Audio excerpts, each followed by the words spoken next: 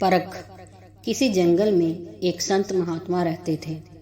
सन्यासियों वाली वेशभूषा थी और बातों में सदाचार का भाव चेहरे पर इतना तेज था कि कोई भी इंसान उनसे प्रभावित हुए बिना नहीं रह सकता था।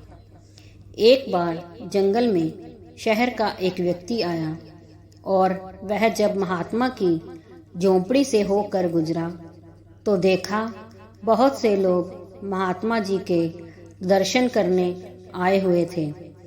वो महात्मा जी के पास गया और बोला कि आप अमीर भी नहीं हैं, आपने महंगे कपड़े भी नहीं पहने हैं, आपको देखकर मैं बिल्कुल प्रभावित नहीं हुआ।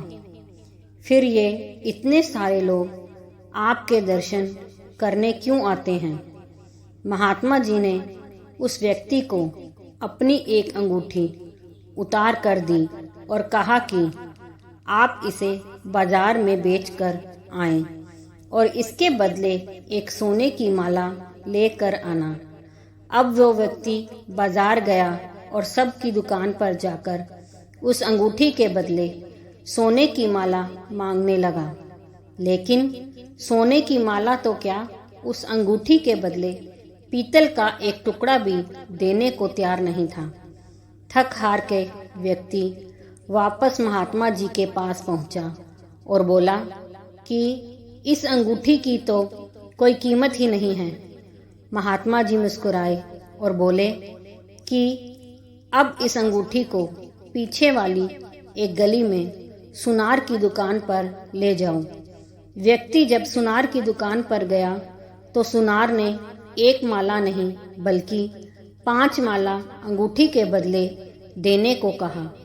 व्यक्ति बड़ा हैरान हुआ कि इस मामूली सी अंगूठी के बदले कोई पीतल की माला देने को तैयार नहीं हुआ, लेकिन यह सुनार कैसे 5 सोने की माला दे रहा है।